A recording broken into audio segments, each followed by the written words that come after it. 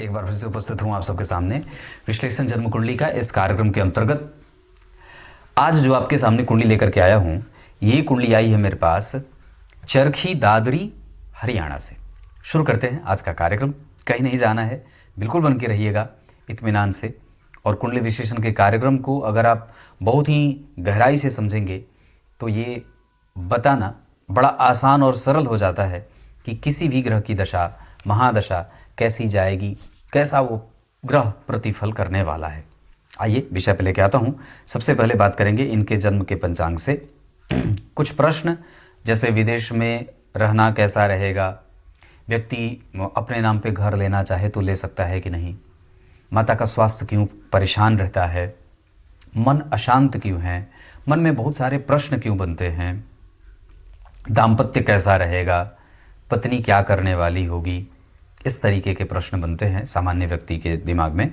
तो उन सब का आधार जो है वो पंचांग से शुरू होता है। व्यक्ति का जन्म ज्येष्ठ और वैशाख में हुआ है। उत्तरायण उस समय चंद्रमा सूर्य होते हैं, ग्रीष्म ऋतु है और जन्म है बुधवार का। बुधवार को जन्मे हैं और बुध इनकी कुंडली में स्वग्रही बैठे हैं, राहु और गुरु से दृष्ट हैं, जो कि सामान्यतया ठीक है क्योंकि अपनी राशि में बैठे हैं। 12वें भाव में दो शुभ ग्रह व्यय को संतुलित करते हैं और व्यक्ति को उसकी जिम्मेदारी बड़ी अच्छे तरीके से निभाने में मदद करते हैं। मतलब एक व्यक्ति के जीवन में जो भी जिम्मेदारी हो, भवन का हो, भूमि का हो, अपने बच्चों की परवरिश पे हो, माता पिता की सेवा पे हो, धर्म के हो आचरण, उसके बाद दान पुण्य का हो, शुद्ध और संतुलित आमदनी का हो, ये सब आपका धर्म है। तो ये आपकी जो है वो जिम्मेदारी है। तो ऐसी स्थिति में कि जब जन्म कुंडली का 12वां भाव सुरक्षित होता है या वहाँ पे दो शुभ ग्रह बैठे हों, आच्छादित हो वो भाव शुभ ग्रह से, तो ये बात कह सकते हैं कि व्यक्ति की संपूर्ण जिम्मेदारियां मजबूती से वो निभा लेगा।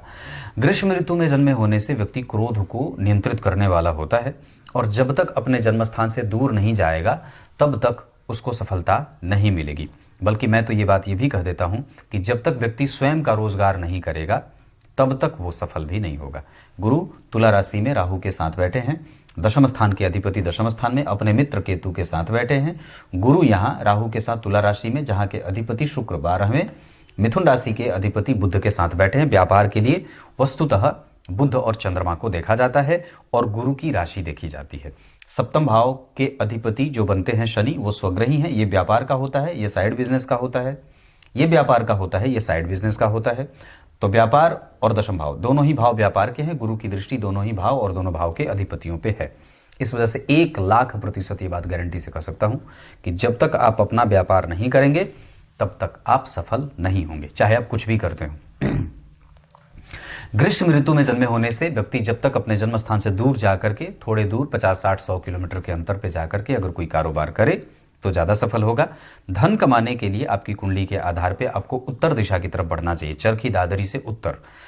बुधवार को जन्मे हैं और बुध आपकी कुंडली में कम से कम, मैंने अभी कल ही कार्यक्रम में बात कही थी कि जब जन्म कुंडली में वार के अधिपति बलवान हो, शुभ ग्रह के साथ हो, शुभ ग्रह से दृष्ट हो, तो ये बहुत ही उत्तम परिणाम देने वाले हो जाते हैं और जातक के जीवन को फिर वो नीचे नहीं लाते, या ये कह सकते हैं कि वो बहुत ही अच्छी बात हो जाती है उस जातक के लिए।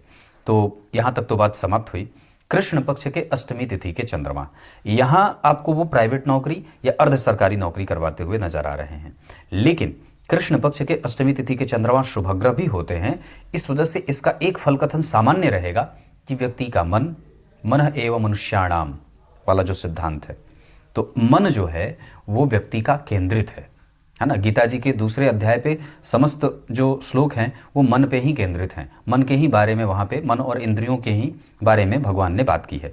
तो कहने का अर्थ है कि एक स्थित प्रज्ञ जो व्यक्ति होता है उसके मन में बहुत सारे प्रश्न नहीं बनते। वो चाहे तमाम दुनिया के प्रश्न बनते हों, उन सबको हटा करके दुनिया के सारे साधनों से अपना मन मोड़ करके भगवान के पास लेके जाता है। मतलब कहने का अर्थ है कि यहाँ चंद्रमा स्टैब्लिश हैं, बहुत अच्छे हैं और व्यवस्थित बना रहे हैं। तो भगवान, मैं आपसे इतनी बात कहूँगा, जितना ज़्यादा हो सके सिर्फ अपने वर्तमान पे फोकस करिए, क्योंकि आपकी कुंडली का वर्तमान चंद्रमा के साथ, वर्तमान के कारक चंद्रमा, वर्तमान के अधिपति शनि, ये दोनों एक साथ बैठे हैं और अष्टम भाव में भयंकर विषदोष लगा हुआ है।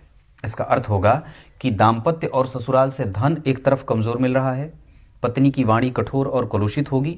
नौकरी करने वाली आ सकती हैं, शिक्षकीय योगों से युक्त आ सकती हैं।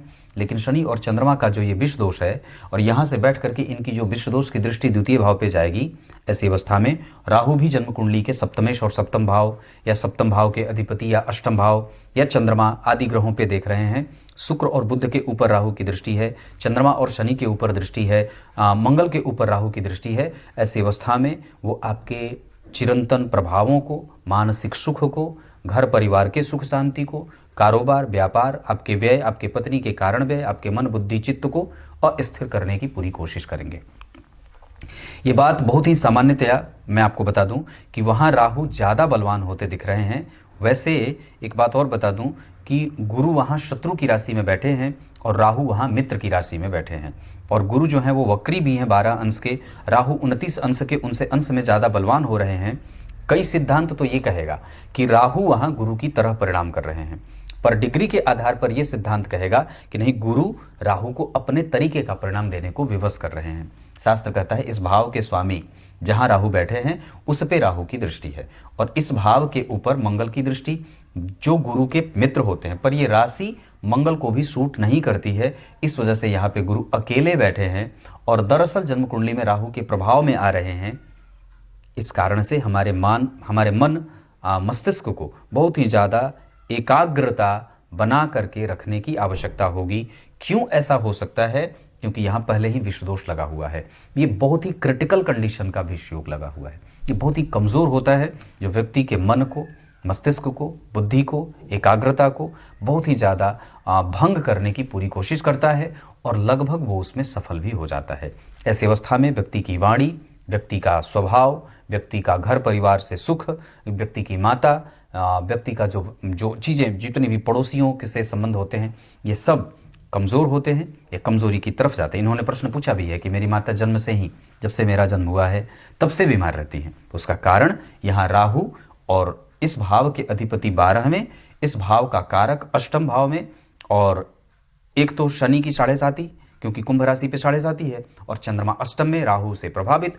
कर्क लग्न की कुंडली के लिए गुरु जो होते हैं वो 6वें भाव के स्वामी होते हैं। मूल त्रिकोण राशि उनकी जन्म कुंडली के 6वें भाव में उलझ जाती है। तो रोगेश जन्म कुंडली के माता के घर में, माता को रोग, माता के कारक को देख लिए तो रोग हो जाता है। ऐसे स्थितियों में व्यक्ति को माता के लिए अगर हो सके तो घर में पूजा पाठ वगैरह कराना चाहिए। अकाल मृत्यु हरणम, सर्वव्याधि विनाशनम, सूर्यपादोदकम तीर्थम, जठरे धारयाम्यहम। इस मंत्र से भगवान सूर्य को अर्घ देना चाहिए माता को, और वही जल जो भगवान का चरणोदक समझ करके पी जाना चाहिए। कृष्ण पक्ष के अष्टमी तिथि शतभिखा नक्षत्र, ये वस्तुतः वरुणाय नमः, वरुण भगवान इसके देवता हैं। राहु का नक्षत्र है। घर में कमल की पुष्प की क्यारी लगाइए। डब्बों में, मिट्टी के कलश में, मिट्टी के बर्तनों में अगर हो सके तो कमल के बीज लगाए जाएं, और घर को कमल से सुवासित रखा जाए। कमल गट्टे की बीज आप गले में भी धारण कर सकते हैं। साथ ही साथ अगर हो सके तो अपने घर को कमल से सुवासित रखने के साथ साथ ओम वरुणाय नमः इस मंत्र का जप सदैव प्रत्येक दिन 108 बार करना चाहिए। कमल के पत्ते को या कमल के डंठल को तोड़ करके उसको किसी उसमें चांदी के ताबीज़ में भर के अपने गले में रविवार के दिन धारण करना चाहिए। सूर्य को अर्घ देना चाहिए। नीला पुष्प कमल का, नील कमल अगर ठाकुर जी को अर्पित किया जाए तो वो कई वस्तुओं के बराबर भगवान को अति प्रिय हो जाता है। तो नीला पुष्प ठाकुर जी को अर्पित करिए। देवी मैया को लाल कमल अर्पित करिए, लक्ष्मी मैया को लाल कमल अर्पित करिए। अपने घर में कमल का पौधा लगाइए। जितना ज़्यादा हो सके मीठे भोजन, जैसे घी में पकवान बना हो, मालपुआ, मिठाई, रबड़ी, बर्फी, खोआ, पेड़ा, ये सब घर पे बनाइए। और घर पे बना करके अमावस्या को ब्राह्मण बुलाइए, उनका चरण धोइए, उनको वस्त्र दीजिए, तिलक लगाइए, अर्घ दीजिए, उनको पुष्प की माला पहनाइए, वस्त्र दीजिए, दक्षिणा दीजिए, द्रव्य दक्षिणा दे करके, और उनको वो भोजन खिलाइए। ऐसा करने से इस नक्षत्र से जनित जितने दोष होते हैं वो सब धीरे धीरे समाप्त हो जाएंगे। आगे बढ़ के बात करेंगे विषकुंभ योग, शूद्र वर्ण और राक्षस गण। तो जब कभी भी जैसे सात्विक, राजसिक और तामसिक ये 3 गुण हैं, तो तमस तत्व की प्रधानता, बहुत ध्यान से समझिएगा, तमस तत्व की प्रधानता की समाप्ति निरंतर भगवान के नाम और उनकी भक्ति से समाप्त हो जाती है। जो तमस तत्व की प्रधानता होती है व्यक्ति के अंदर, वो भगवान के निरंतर गुणानुवाद से समाप्त हो जाए। उसके बाद फिर राजसिक गुणों की उत्पत्ति होती है। फिर आपको राजसिक जो प्रभाव होता है, तो तामसिक के बाद समाप्त होगा राजसिक, जो भगवान के नामस्मरण से और निरंतर चिंतन से वो भी समाप्त हो जाता है। फिर जागृत होता है शुद्ध सात्विक सतोगुण की उत्पत्ति होती है, मतलब सात्विक गुणों की उत्पत्ति होती है। और उसके बाद भी व्यक्ति की जब स्थिति पहुंचती है उच्चतम स्तर पे, तो वो त्रिगुणातीत हो जाता है। मतलब फिर उसको न तो सात्विक प्रभाव में देखा जाता है, न राजसिक और न तामसिक। तो कहने का अर्थ यहाँ है कि हमारे जीवन का जो तरीका है, बहुत ध्यान से समझे कि हमारे मन में इतने सारे प्रश्न बने क्यों। धन, वैभव, सुख, साम्राज्य, मानसिक अशांति, व्यग्रता, धन के पीछे भागने का गुण अवगुण, ये जो जितने भी नेचर हो रहे हैं, जितने भी गुण हमारे अंदर परिलक्षित हो रहे हैं, ये इस बात से आ रहे हैं क्योंकि हमारे चंद्रमा, हमारे नक्षत्र, हमारे लग्न का जो नक्षत्र बना है, ये राशि नक्षत्र के आधार पर शूद्र वर्ण और राक्षस गण का बना रहे हैं। इस अवस्था में व्यक्ति किसी के भी दुख तकलीफ को समझने में उसको विलंब होता है, या वो सामान्यतया अपने आप में ही उलझा रहता है। मारो, काटो, खाओ, झीनो, छीनो, झपटो, इस तरीके की जो प्रवृत्ति होती है, या व्यक्ति स्वार्थी हो जाए, ईर्ष्यालु हो जाए, द्वेष हो जाए, ईर्ष्या, द्वेष, छल, कपट, मोह, मात्सर्य, आलस्य, प्रमाद, कुंठा, सारी चीजें, मतलब ये तामसिक गुणों से प्रभावित व्यक्ति की कुंडली हो सकती है।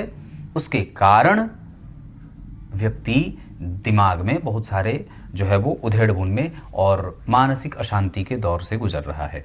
यहाँ मैं आपको बात बता दूं कि जब कभी भी चंद्रमा का संबंध शनि से हो जाए और इन दोनों ग्रहों के अंश बल में काफ़ी निम्नता आ जाती है, एकदम बिल्कुल निम्न स्तर पे आ जाते हैं, दोनों बिल्कुल नज़दीक आ जाते हैं, जैसे कि यहाँ पे देखने को मिल रहा है, इस अवस्था में व्यक्ति का मन मस्तिष्क बड़ा ही आंदोलित रहता है। वो लगातार अपने कंसंट्रेशन पे फोकस नहीं कर पाता, चित्त सदैव भ्रम में बना रहे, माता का स्वास्थ्य, घर में कलह का वातावरण, जिस चीज से आपके मन को शांति मिलने वाली है वो वस्तु आपसे उतनी ही दूर जाती हुई दिखाई देती है।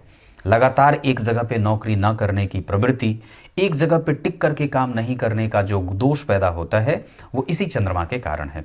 ऐसी अवस्था में कि जब व्यक्ति की कुंडली में चंद्रमा दोष युक्त हो जाते हैं, तो वो व्यक्ति को एक जगह पर टिक करके काम नहीं करने देते हैं। व्यक्ति कभी कहेगा ये कर लें, कभी व्यापार कर लें, कभी राजनीति कर लें, कभी ये कर लें, कभी वो कर लें। तो ये जो तमाम प्रकार के दिमाग में वायुमंडल बना हुआ है, वो इसी चंद्रमा के कारण है ना। मैंने कहा था ना, चंद्रमा पे ही सारे ग्रह आश्रित होते हैं। तो मेरे कहने का यहाँ पे और भी बड़ा स्पष्ट अर्थ होगा कि चंद्रमा के ऊपर शनि का प्रभाव और राहु का भी प्रभाव है, और रोगेश गुरु की भी दृष्टि है। इस वजह से मन रोगी हो रहा है। अब इसको एक शब्द में अगर कहेंगे तो मनोरोगी, मन को रोग लगा है। तब अब हमें उसे करना क्या है? तो वस्तुतः हमें अपने सबसे पहले वर्तमान को सुधारना है।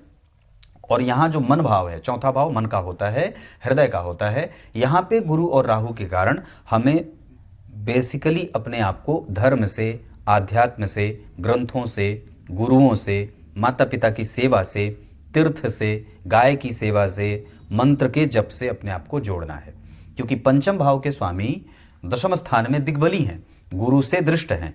तो गुरु और मंगल जब जन्म कुंडली के पंचमेश या पंचम भाव गुरु से आच्छादित हो जाते हैं, तो व्यक्ति वैसे भी विद्वत जनों से संपर्क रखने वाला होता है।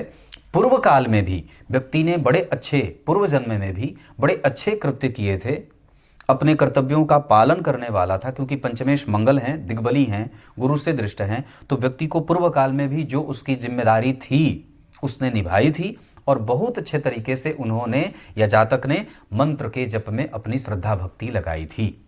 लेकिन मन उस समय भी अनियंत्रित था, भटका हुआ था। वही यहाँ पे प्रदर्शन शनि और चंद्रमा कर रहे हैं। ऐसा नहीं है कि व्यक्ति के जीवन में धर्म नहीं है, आध्यात्म नहीं है, चिंतन नहीं है। क्यों? क्योंकि गुरु की दृष्टि चंद्रमा और गुरु की दृष्टि पंचमेश मंगल पे जा रही है। ऐसी अवस्था में व्यक्ति कृतज्ञ होता है, भगवत भक्त होता है, बड़ों का आदर करने वाला, बहुत ही उच्च कैपेसिटी वाला और कन्विंसिंग कैपेसिटी के क्षेत्र में माहिर होता है ना। इतनी सारी चीजें। तो हमें कहाँ पे ध्यान देना है? अपने आप को तामसिक तत्वों से हटा करके राजसिक तत्वों पे और राजसिक तत्व से हटा करके सात्विक गुणों के संचार पे हमारा ध्यान देना है, जो एकमात्र कैसे हो सकता है? भगवान के नित्य नामों के स्मरण से और भगवान के नित्य चिंतन से। पीपल के वृक्ष की पूजा, उसकी परिक्रमा, दीपदान, अमावस्या को ब्राह्मण की सेवा, द्वादशी को अन्न का दान और साथ ही साथ अपने कुल पुरोहित की पूजा, यज्ञोपवीत संस्कार आदि से अपने आप को पहले संस्कारित करिए। उसके बाद आपके जीवन के प्रगति के पथ और भी ज़्यादा उच्चतम स्तर पे चले जाएंगे। और ये बात मैं गारंटी से कहता हूँ, जिस किसी के भी संस्कार खराब हैं उसकी प्रगति सर्वोच्च तरीके से नहीं हो सकती है। यज्ञोपवीत धारण करना, शिखा और सूत्र आपके कंधे और मस्तक पे विराजमान नहीं हैं तो आप यूं समझ लीजिए कि आप यूं ही भूसे में अग्नि डाल रहे हैं, उसका कुछ नहीं होने वाला है, वो राख है। आगे बढ़ते हैं, कुंडली पे लेके आऊंगा, पहले ग्रह स्पष्ट कर दूं। लग्न का मान 10 अंश का बना है, ये प्रबुद्ध लग्न होगा और ये कर्क लग्न की कुंडली है, जो सामान्यतया बड़ी ही इमोशनल कुंडली कही जाती है। लग्न के अधिपति चंद्रमा और राशि के अधिपति शनि, ये दोनों एक साथ बैठे हैं, पर यहाँ पे शनि लंबी बीमारी के साथ लंबी आयु देते हैं। लग्नेश का अष्टम भाव में बैठना ये व्यक्ति के दिमाग को वहाँ भी विचलित करता है जहाँ कई बार व्यक्ति नहीं जाना चाहिए या व्यक्ति का दिमाग वहाँ नहीं जाना चाहिए।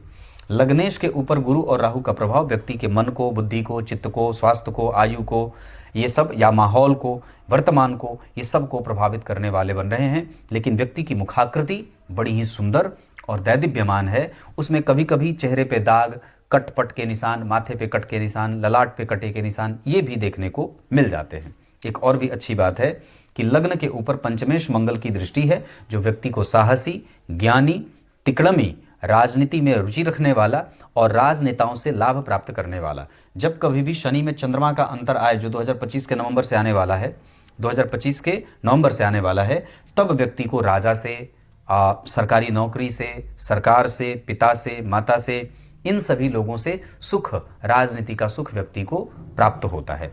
उसके अतिरिक्त गुरु की दृष्टि जब शनि पे हो, शनि की दृष्टि जब पंचम पे हो, शनि के साथ मंगल की दृष्टि जब जन्म कुंडली के पंचम भाव पे होती है, तो कई बार व्यक्ति को उसके यश, उसकी प्रतिष्ठा, उसका जो मान है, उसका जो रिकॉग्निशन है, वो थोड़ा विलंब से, देर से मिलता है। पर वस्तुतः पंचमेश पंचम को और पंचम के कारक, पंचम भाव के अधिपति मंगल को देख रहे हैं। पंचमेश की दृष्टि है ना, पंचम के कारक गुरु होते हैं, मंगल को देख रहे हैं ना। इस अवस्था में व्यक्ति को निश्चित रूप से संतान, दाम्पत्य, विवाह आदि का सुख मिल जाता है।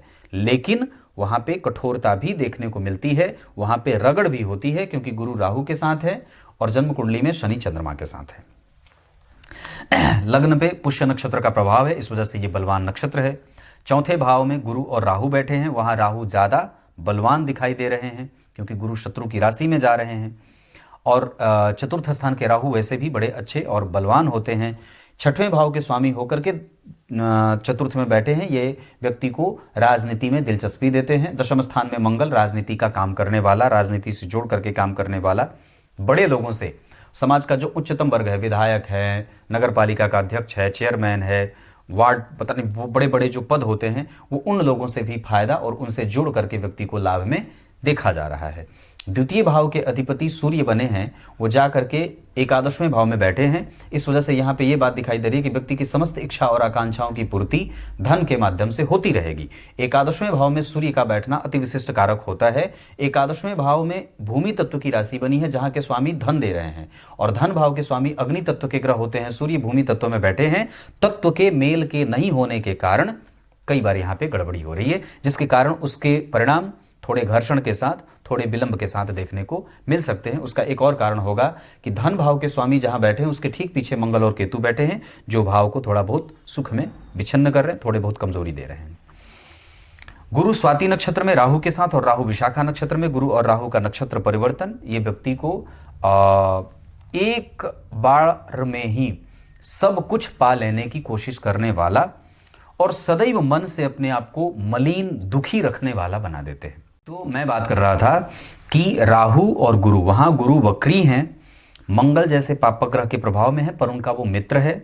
लेकिन मंगल की जो स्थिति बन रही है वो उस राशि पे बहुत संतुलित नहीं बन रही है। इस कारण से व्यक्ति की कन्विंसिंग कैपेसिटी अच्छी होने के बावजूद भी थोड़े बहुत संघर्ष मिलते हैं।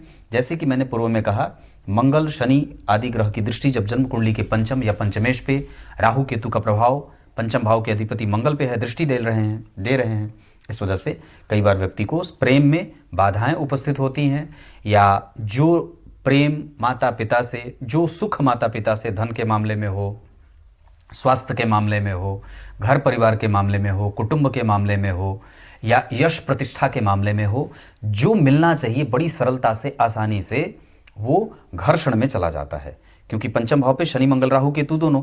पर अब बात है कि मिलेगी चीजें अवश्य, क्योंकि गुरु भी देख रहे हैं। शनि की भी दृष्टि जन्म कुंडली के पंचम भाव के अधिपति मंगल पे है, पर देर से, क्योंकि शनि पंचमेश और पंचम को जब देखेंगे, गुरु पंचमेश और पंचम को जब देखेंगे तो देंगे परिणाम, पर विलंब से देंगे। वैसे ये कर्क लग्न की कुंडली के लिए शनि इस कुंडली के लिए प्रधान मारक ग्रह के रूप में उपस्थित होंगे। तो मारक ग्रह जहां बैठे और जहां देखे उन सभी चीजों को मारना चाहता है, तो आयु को रोग देंगे, क्योंकि रोगेश भी जन्म कुंडली के अष्टम भाव को देख रहे हैं। अष्टम और सप्तम के अधिपति होकर के चतुर्थ और सप्तम, लग्न के और सप्तम के अधिपति एक साथ, तो पत्नी संकालु प्रवृत्ति की होती हैं। शनि की दृष्टि मंगल पे और गुरु का प्रभाव है, तो जन्म कुंडली का जो 10वां भाव है वो सबसे ज्यादा जागृत भाव है। इसका अर्थ होगा कि गुरु शनि और मंगल के कारण यहाँ व्यक्ति धन का लेन देन करता है, कई बार वो सामाजिक स्थितियों में आगे बढ़ता है, राजनीति करने की कोशिश करता है, लेकिन मंगल और शनि के प्रभाव में दोनों ही ग्रह स्वग्रही होकर बैठे हैं, इस वजह से उसमें काफ़ी हद तक सफलता भी मिलती है, पर संपूर्णतया नहीं। संपूर्णतया इसलिए नहीं क्योंकि यहाँ शनि चंद्रमा का विषदोष बहुत ही ज़्यादा प्रभावी हो रहा है, और ऐसी अवस्था में व्यक्ति एक ही विषय पे या एक ही क्षेत्र पे बहुत लंबे समय तक टिक करके काम करने में असफल होता है। उसके बाद मैं बात कर रहा था चतुर्थ स्थान पे, तो बात हो गई पंचम और छठवें भाव के अधिपति या ये भाव खाली हैं। एक कुंडली की सबसे अच्छी बात है पंचम भाव के स्वामी का दशम में बैठना, ये केंद्र त्रिकोण राजयोग। जन्म कुंडली का योग कारक ग्रह कर्क लग्न की कुंडली के लिए सर्वाधिक राजयोग कारक जो ग्रह होता है वो मंगल ही होता है, और उनका बलवान या मजबूत होना बड़ा ही आवश्यक होगा कुंडली को आगे बढ़ाने के लिए। ऐसी अवस्था में मंगल की दशा में लाभ, धन, संपदा, सुख, दाम्पत्य, विवाह, संतान, रिकग्निशन, नेम फेम, ये सब मंगल की दशा, गुरु की दशा में व्यक्ति को प्राप्त हो जाती हैं। इससे अच्छी बात और कुछ भी नहीं हो सकती कि पंचम भाव के स्वामी हैं, दिग्बली हैं और गुरु से दृष्ट हैं। थोड़ा बहुत जो घर्षण हो रहा है वो 3 कारणों से हो रहा है। तो कुंडली की 3 विपरीत बातें क्या हो रही हैं? लग्नेश का अष्टम भाव में जाना, शनि के साथ विषदोष लगाना, द्वितीय भाव के स्वामी जो परिणाम भाव होता है उसका तत्व के आधार पर भूमि तत्व की राशि में बैठना, जन्म कुंडली में पंचम भाव पे शनि मंगल राहु केतु का प्रभाव, और जन्म कुंडली के पंचमेश के ऊपर शनि मंगल राहु केतु का प्रभाव। इस अवस्था में ये जो घर्षण हो रहा है ये इन्हीं कारणों से हो रहा है। बजरंग बली की पूजा, सूर्य को अर्घ, लाल वस्त्र का दान और लाल वस्त्र धारण करना, ये सब चीजें आपकी कुंडली को बलवान बनाएंगी। सप्तम भाव के स्वामी अष्टम में, शनि इस कुंडली के प्रधान मारक ग्रह होंगे, और शनि की दशा में, राहु की दशा में, मंगल की दशा में एक तरफा व्यक्ति को धन लाभ भी होगा, पद वृद्धि भी होगी, सामाजिकता भी बढ़ेगी, पर उसी दौरान व्यक्ति को मानसिक चिंताओं से भी युक्त होते हुए देखा जा रहा है। विपरीत परिस्थितियों का निर्माण स्वास्थ्य के कारण, आयु में कष्ट के कारण, लंबे समय तक बेड रिडन रहने के कारण, और कई बार व्यक्ति के जन्म कुंडली के अष्टम भाव में शनि स्वग्रही है, बलवान है, तो व्यक्ति नरकगामी होता है। इस वजह से बहुत ही ज़्यादा शुद्ध तरीके से काम करने की आवश्यकता होगी, बहुत ही संतुलित होकर के काम करने की आवश्यकता होगी। धर्म जीवन में बना रहे, भगवान का नाम जब चलता रहे, कभी भी किसी को तकलीफ ना दें, किसी से ईर्ष्या ना करें, किसी से द्वेष ना करें, किसी का ठग, किसी का हर लेना, ये सब भाव मन में पैदा होंगे तो शनि नरक लोक के स्वामी होते हैं। मृत्यु के बाद की गति यहाँ दिखाई देती है 7वें, 6वें, 8वें भाव से। इस वजह से अष्टम भाव बलवान है, वो ज़्यादा एनर्जी वाला है। इस वजह से हमें ये बात ध्यान रखनी होगी कि हमारे कृत्य ऐसे हों ताकि हमारी आत्मा मृत्यु के बाद नरक को ना जाए। अष्टम स्थान के बारे में मैंने चर्चा की। शनि शतभिखा नक्षत्र में बैठे हैं, राहु से दृष्ट हैं, और चंद्रमा भी शतभिखा में बैठे। इस वजह से व्यक्ति के जीवन में कभी कभी उतार चढ़ाव देखने को मिलता है। वैसे नवम भाव के स्वामी यहाँ बहुत अच्छी स्थिति में बैठे हैं, जहाँ व्यक्ति माता की खूब सेवा करना चाहता है और माता का वो पूजक होता है। गुरुजनों के प्रति श्रद्धा, मन वस्तुतः वो शांत ही रखना चाहता है, वो नहीं चाहता है किसी से उसका झगड़ा हो, किसी से फसाद हो, पर वस्तुतः ऐसी बातें राहु के कारण बन जाती हैं। चतुर्थ के राहु, पंचम के राहु, दशम और एकादशवें के राहु व्यक्ति को उत्तरोत्तर वृद्धि देने वाले होते हैं और व्यक्ति के ज्ञान के पक्ष को आगे बढ़ाने वाले होते हैं। गुरु की दशा में धन लाभ हो, सरकार से फायदा हो। शनि और चंद्रमा की दशा में सरकार और राजनीति में लाभ हो। मंगल की दशा में संतान, दाम्पत्य, विवाह आदि में लाभ हो। बुध और शुक्र की दशा में व्यक्ति को बड़ों का आशीर्वाद मिलता है, व्यय संतुलित होता है, जिम्मेदारियां पूरी होती हैं। सूर्य की दशा में धन थोड़े घर्षण से आए पर इच्छा की पूर्ति सारी की सारी लगभग वो करवा देते हैं। नवम स्थान के स्वामी का चतुर्थ स्थान में बैठना, ये भी केंद्र त्रिकोण का योग होगा। ये बहुत उत्तम राजयोग बनेगा, यहां से भी और यहां से भी।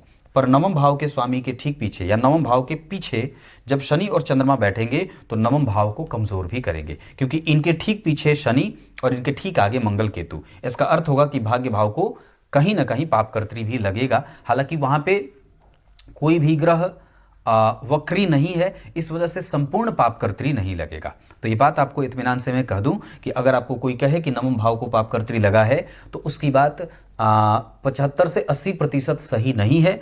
20% भाव के ठीक पीछे शनि और चंद्रमा के टाइट कंजंक्शन के कारण इस भाव का फल कमजोर हो रहा है, जहां से व्यक्ति को उच्च शिक्षा, माता और पिता के बीच कम्युनिकेशन, लाभ, विदेश यात्रा, बड़ी कंपनी, विदेशी कंपनी या पितरों का आशीर्वाद, संतान की प्राप्ति, विवाह समय पे हो जाना, इन सभी चीज़ों में मशक्कत और दिक्कत होती है।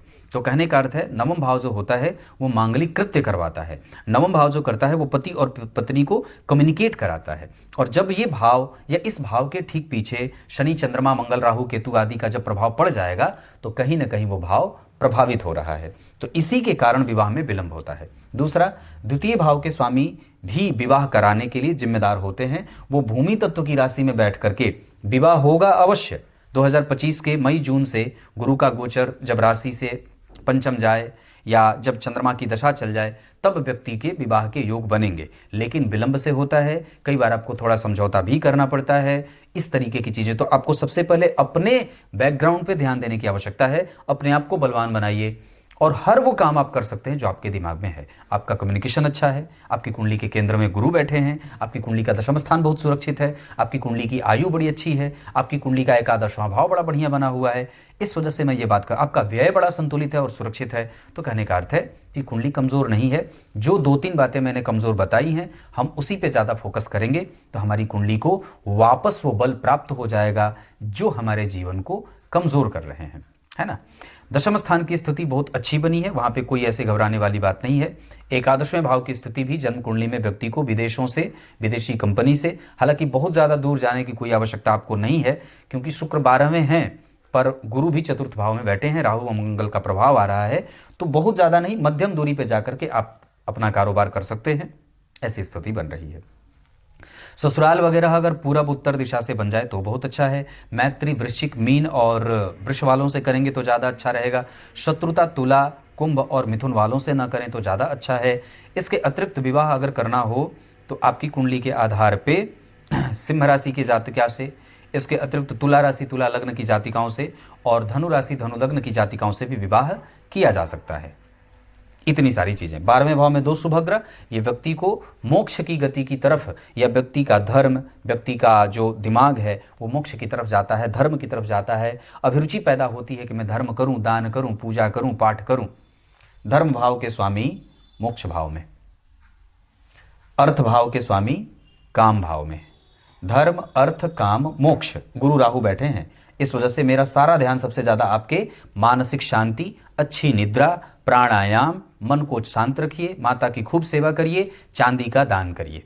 धर्म, अर्थ, काम, मोक्ष भाव में विष दोष, यहाँ गुरु राहु और यहाँ शनि चंद्रमा। इस वजह से मैं ये बात कह रहा हूँ, बहुत सतर्क रहिए। वस्तुतः जीवन का वास्तविक लक्ष्य होता है लोक से ज़्यादा परलोक बनाना। धन, मान, पद, प्रतिष्ठा, बड़ी गाड़ी, बड़ा भवन, बड़ी बंगला, पता नहीं क्या क्या डिमडाम होता है, उन सब में वस्तुतः वो सिर्फ बहुत क्षणिक सुख देने वाले हैं। ये दोनों ही भाव आपके बिगड़ रहे हैं। इस वजह से पुण्य करिए, पुण्य कमाइए, दर्शन करिए, मंदिर का दर्शन करिए, जितना ज़्यादा हो सके तीर्थ में निवास करने की कोशिश करिए, गंगा जल की सफाई करिए, गंगा जल का पान करिए, गाय की सेवा करिए। जब कभी भी तीर्थ पे जाएं उस नदी जहाँ पे तीर्थ नदी है उस नदी को साफ करने की कोशिश करिए। गाय की सेवा, बछिया का दान, है ना। ये सब चीज़ करना होगा, तब जाकर के आपके जीवन के कर्म बदलेंगे और तब जाकर के व्यक्ति को अच्छी गति मिलेगी। गुरु केंद्र में बैठे हैं, इसका एक इशारा है कि व्यक्ति ने पूर्व जन्म में भी अच्छे काम किए थे, तभी केंद्र में गुरु बैठे हैं। जिस व्यक्ति की कुंडली के केंद्र में गुरु बैठे हों वो व्यक्ति बहुत अच्छे काम करके आता है। जिस व्यक्ति की कुंडली के एकादशवें भाव में सूर्य बैठे हों वो जीवन में समस्त इच्छा आकांक्षाओं की पूर्ति करने वाला, अपनी महत्वाकांक्षाओं की पूर्ति करने वाला होता है। थोड़ा घर्षण तत्व के कारण हो रहा है। अब मैं यहां से आपको नवांश पे लेके आता हूं। नवांश कुंडली में तुला लग्न की कुंडली बनती है। यहाँ के सुख भाव के स्वामी, यहाँ के लग्नेश, गुरु नीच के, पर वर्गोत्तम, इस वजह से गुरु ठीक होंगे। चंद्रमा यहाँ भी कुंभ के, यहाँ भी कुंभ के, इस वजह से चंद्रमा की दशा व्यक्ति को धन मान पद प्रतिष्ठा आदि देने वाली होती है। थोड़ी बहुत स्वास्थ्य की परेशानी होती है। अब एक एक ग्रह को देखते हैं। सूर्य यहाँ बैठे हैं वृष राशि में, यहाँ सूर्य बैठे हैं वृष राशि में। वर्गोत्तम ग्रह बली होता है और अपनी दशा काल में व्यक्ति को खूब सारा सुख देता है। चंद्रमा कुंभ के, यहाँ भी चंद्रमा कुंभ के, वर्गोत्तम ग्रह बली होता है और अपनी दशा काल में खूब सुख देता है। 2 ग्रह वर्गोत्तम हो गए, बड़ा बढ़िया होगा। उसके बाद सूर्य चंद्रमा मंगल को देखते हैं। मंगल यहाँ मेष के बैठे हैं और यहाँ मंगल कर्क के, प्रभाव के आधार पर ये ग्रह भी वर्गोत्तम है, लेकिन नीच का है, जिनका नीच भंग गुरु के कारण हो रहा है। दोनों ही ग्रह क्रमशः एक दूसरे की उच्च राशि को देख रहे हैं। मंगल की उच्च दृष्टि यहाँ, गुरु की उच्च दृष्टि यहाँ, तो दोनों ही ग्रह अपने अपने भाव की सुरक्षा कर रहे हैं। इस वजह से यहाँ पलट करके बाजी जातक के हाथ में आ जाती है और जातक का जीवन धन मान पद प्रतिष्ठा, मान सुख शांति, दाम्पत्य विवाह, संतान, भवन भूमि वाहन, यश प्रतिष्ठा आदि की प्राप्ति स्वतः हो जाती है और ग्रह आपको दे रहा है। तो 3 ग्रह आपकी कुंडली में वर्गोत्तम, सूर्य भी वर्गोत्तम राशि से, चंद्रमा वर्गोत्तम राशि से, मंगल वर्गोत्तम भाव से, बुध मिथुन राशि में, और बुध यहाँ देखिए धनु राशि में, लेकिन ये भी अच्छे हैं। यहाँ मिथुन में बैठे हैं, यहाँ के ठीक 7वें भाव की राशि धनु बनती है, उसी में ये बैठे हैं। इस वजह से थोड़े बहुत कभी कभी मतभेद, विवाह को चलाने में, विवाह को आगे बढ़ाने में कभी कभी मतभेद, या आप ढूल मूल हो जाएंगे। कई बार पत्नी अगर नाराज है तो आप मनाएंगे नहीं, तो इस तरीके की प्रवृत्ति यहाँ पे बुध के कारण दिख रही है। गुरु यहाँ तुला राशि में, यहाँ मकर में, भाव से वर्गोत्तम गुरु, भाव से वर्गोत्तम मंगल, राशि से और चंद्रमा ने बात की है, तो गुरु भी वर्गोत्तम, इस वजह से ये ग्रह भी बली हो गया। उसके बाद बात करते हैं शुक्र की। शुक्र यहाँ मिथुन राशि में और शुक्र यहाँ बैठे हैं मीन राशि में। अब जरा ध्यान से देखिए, यहाँ मिथुन में है और यहाँ से 10वें घर की राशि है जिसमें ये शुक्र बैठे हैं उच्च के। इसका अर्थ होगा कि ये शुक्र भी आपके फेवर में आ गया। बाप रे बाप, ये बहुत अच्छी बात हो गई ये तो शुक्र भी बढ़िया हो गए। उसके बाद शनि की बात करते हैं, तो शनि यहाँ कुंभ में और शनि यहाँ मित्र के साथ बैठे हैं और राशि परिवर्तन कर रहे हैं गुरु और शनि आपस में। तो टोटल मिलाकर के आपकी कुंडली का एक भी ग्रह ऐसा नहीं है जो आपको दे ना रहा हो। ये कुंडली 1000% सफल ही होगी, आप जहां हाथ रख दो बस। और ये मेरी गारंटी है। और मेरी गारंटी क्या हो सकती है, मैं तो अदना सा बालक हूं, ये शास्त्रकार की गारंटी है ना। मन लगाइए, क्योंकि एक एक ग्रहों को मैंने स्पष्ट कर दिया है, इसमें कोई कंफ्यूजन वाली बात नहीं है। ग्रह वर्गोत्तम सबसे ज्यादा, वराहमिहिराचार्य का सिद्धांत अभी मैंने पूज्य के बारे में बात की थी कि वर्गोत्तम ग्रह हो, वर्गोत्तम चंद्रमा हो, वर्गोत्तम लग्न हो या केंद्र खाली नहीं हो। तो केंद्र जन्म कुंडली में 2 केंद्र भरे हैं। योग कारक ग्रह योग केंद्र में बैठा है, भाग्येश केंद्र में बैठे हैं, गुरु केंद्र में बैठे हैं, धन के अधिपति लाभ में बैठे हैं, 12वें भाव में 2 ग्रह सुरक्षित हैं, कोई भी ग्रह आपकी कुंडली में अस्त नहीं है। अब क्या चाहते हैं? तो इससे बढ़िया कुछ भी नहीं होता है। आपके पास परमात्मा ने थाली खोल दी है, बस आप बटोरिए और अच्छे कर्म करिए बस। अब यहां से मैं दशमांसा चक्र पे थोड़ा ध्यान दे दूं, तो लग्न के अधिपति यहां देखिए, यहां के 12वें भाव के स्वामी यहां के लग्नेश बन रहे हैं, चतुर्थ भाव में बैठे हैं। शुक्र यहां थोड़े कमजोर हो रहे हैं, चंद्रमा स्वग्रही है पर राहु के साथ है, शनि और मंगल हैं। मेहनत थोड़ी करनी होगी। करियर में सुख तो है, इसमें कोई दो राय नहीं है, भाग्य का लाभ भी मिल रहा है, बुद्धि भी अच्छी है, व्यक्ति धन भी बहुत अच्छा कमा लेगा, पर मेहनत अभी बाकी है, या ये कह सकते हैं कि जहाँ पे जाना है व्यक्ति उस तरफ अभी भी नहीं जा रहा है।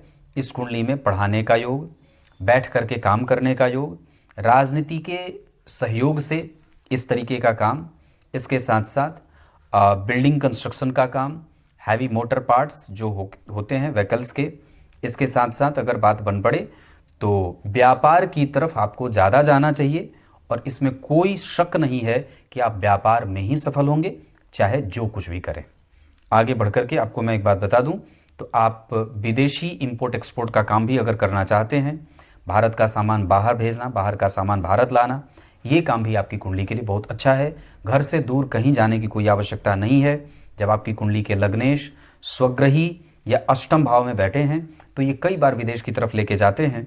पर मैं समझता हूँ कि 12वें भाव में बुध, शुक्र और शनि, चंद्रमा, ये वहाँ पे भी मानसिक अशांति को देने वाले ही होंगे। वैसे जाना चाहें तो बिल्कुल जाएं, पर मैं किसी को भी तब कहता हूँ कि जब आप यहाँ पे थक गए, हार गए, कुछ नहीं हुआ, तब आप विदेश का रास्ता अपनाइए। आपकी कुंडली के चतुर्थ स्थान में गुरु बैठे हैं, भाग्येश चतुर्थ स्थान में बैठे हैं, इस वजह से इसे बहुत ही अच्छी बात कहेंगे। गुरु मंगल का योग है, दिमाग लगाएंगे तो घर पे, अपने देश में, अपने समाज में भी सफल हो सकते हैं। यहाँ रह करके इंपोर्ट एक्सपोर्ट और बाहर का काम किया जाए तो और भी ज़्यादा अच्छी बात होगी। टेक्नोलॉजी से संबंधित, तकनीक से संबंधित, मशीन से संबंधित जितना भी काम करना हो आप बिल्कुल कर सकते हैं। कंप्यूटर के कंपोनेंट, इलेक्ट्रिसिटी, मोबाइल आदि के संबंधित जो शॉप होती हैं उसके भी योग बने हैं। नक्षत्र के आधार पर रोहिणी, अश्विनी, उसके बाद नक्षत्र में आ जाएगा श्रवण, पुनर्वसु और उत्तरा भाद्रपद। ये नक्षत्र किसी भी काम को करने के लिए अच्छे हैं। गुरु की दशा में तीर्थयात्रा, धर्म, आध्यात्म, विवाह, चिंतन, संतान, भवन, इन सभी चीज़ों का सुख है। अपने घर के पास जमीन लेना हो तो गुरु की दशा में ले सकते हैं। 2031 तक आपकी कुंडली में वो भी दशा आ जाएगी। 2025 के नवंबर में राजनीति के योग 2-3 साल तक चलेंगे। इसके अतिरिक्त अगर मैं बात कर दूं तो आगे बुध की दशा आने वाली है और वो दशा भी आपकी कुंडली में कोई कमज़ोर नहीं जाएगी। वैसे मैं एक बात और भी आपको अगर बता दूं तो इस कुंडली में जो सबसे कठिन दशा रही वो शनि के 2014 के दिसंबर के बाद से ही लगातार 2021 के अक्टूबर तक इस कुंडली ने बड़े ही कष्ट झेले हैं और वो शनि के आरंभ के चरण के काल थे दशा के, इस वजह से ऐसा होता है। पर आगे जैसे जैसे शनि जा रहे हैं आपको बहुत कुछ देना चाहते हैं और वो ग्रह आपको दे रहा है और आगे भी देगा। संतान, विवाह, दाम्पत्य, प्रेम आदि से संबंधित कोई निर्णय लेना हो तो गुरु और मंगल की दशा का इस्तेमाल कर सकते हैं। ट्रांसफर, नौकरी बदलाव, स्थान परिवर्तन अगर कुछ भी करना हो तो शनि के साथ केतु की दशा का इस्तेमाल कर सकते हैं। इस कुंडली में सावधान रहना है स्वास्थ्य के मामले में शनि और चंद्रमा के कारण। मानसिक अशांति राहु दे रहे हैं। माता को स्वास्थ्य में परेशानी चंद्रमा दे रहे हैं। शुक्र और बुध लोगों से लाभ दे रहे हैं। आप ऋण में नहीं मरेंगे, कभी भी आपका पैसा अटकेगा नहीं। सामाजिक स्थिति आपकी बड़ी अच्छी है, आपकी कैपेसिटी बड़ी अच्छी है। अष्टक वर्ग आदि के आधार पर स्वभाव ठीक है, धन ठीक है, मेहनत और बढ़ाने की आवश्यकता है, कंसंट्रेशन ठीक है, बस उसको सुचारू रखिए। भगवान में प्रीति और जागृत करने की आवश्यकता है। व्यापार और नौकरी में व्यापार ज़्यादा अच्छा है। उसके अतिरिक्त दिनचर्या कमज़ोर है इस कुंडली की, उसको ठीक करना होगा।